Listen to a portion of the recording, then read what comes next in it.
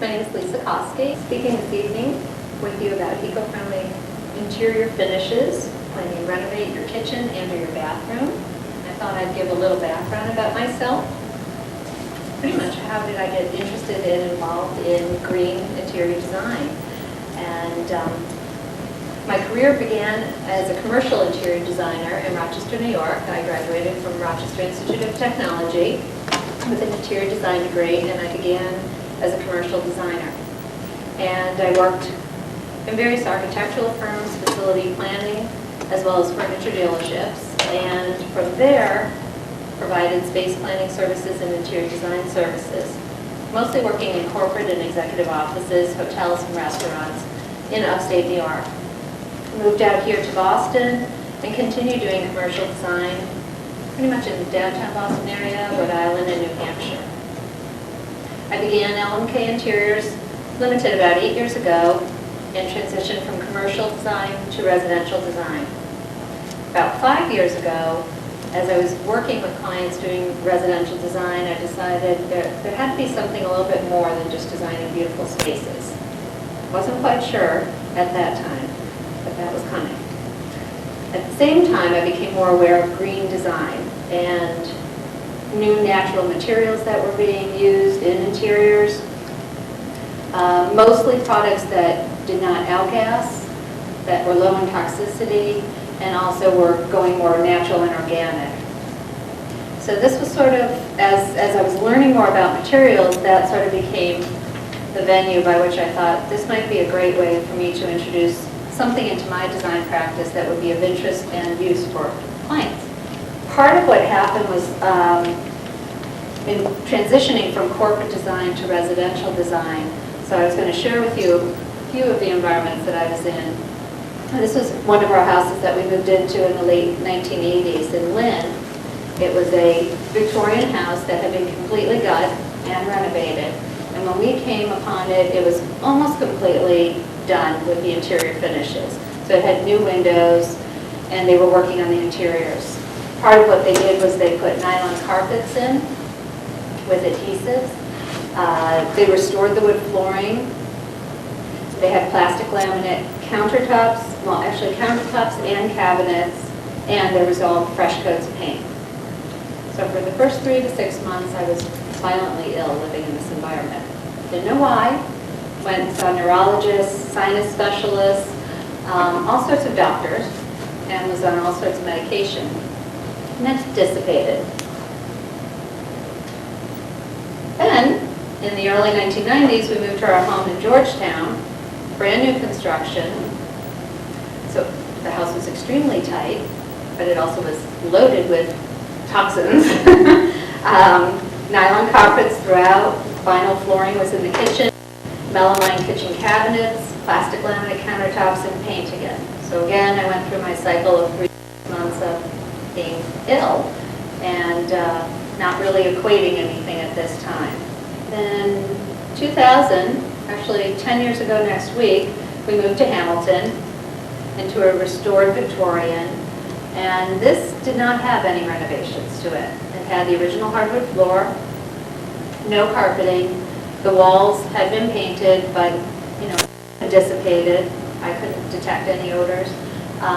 The cabinetry in the kitchen was painted plywood that they had painted many years ago, and it had vinyl flooring. So what happened was I was healthy and was sort of waiting to get sick, and that never happened. So it was kind of that aha moment that occurred of realizing that it must have been the materials that were in these newer environments that I was in, and I was obviously very allergic to it. So that sort of became the mission of what I can integrate into my design practice and share with my clients. And at the time, I was working with several people that had infants and small children.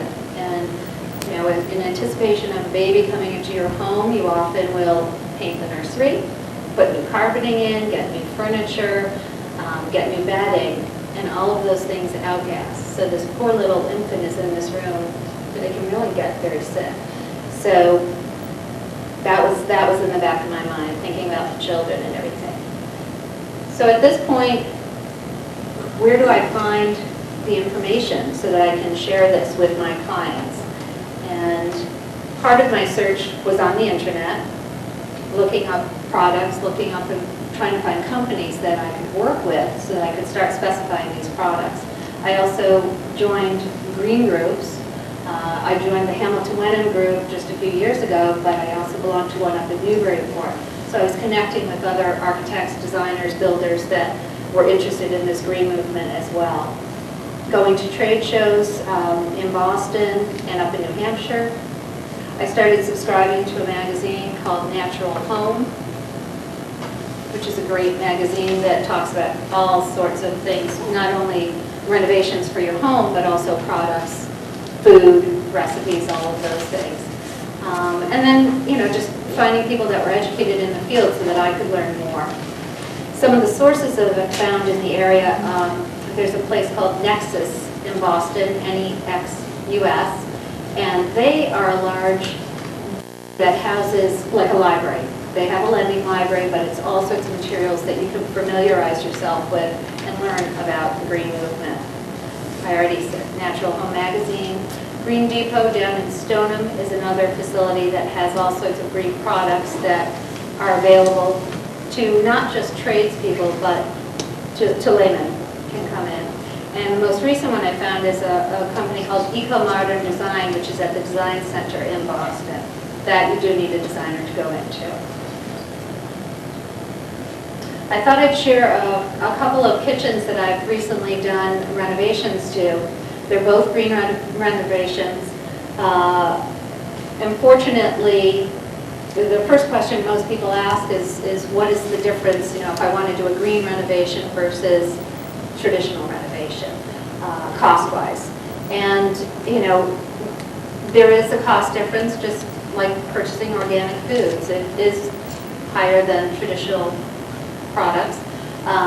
Generally in a 5 to 10% range. It varies from the materials you're looking at, but whether you are able to purchase on your own through a store, or you work with a contractor, you work with an interior designer, you can access these materials. So in this particular kitchen, what I did was worked with the client. She's been a long-standing client of mine, and we pretty much did every room in her house, and this was the final room that needed to be done. And she did want to use green, not only building construction materials, but also the interior finishes. So I've highlighted the items that we've done within this space, and pretty much, bringing in, this was kind of an ideal project where you can do everything. Not everybody can afford to do that in one fell swoop, and or even pieces of it. So this was sort of that ideal project where you can really utilize all of the materials that I've been researching.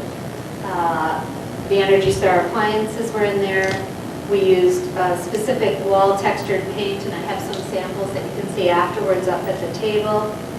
The flooring and backsplash materials were a recycled glass and ceramic tile.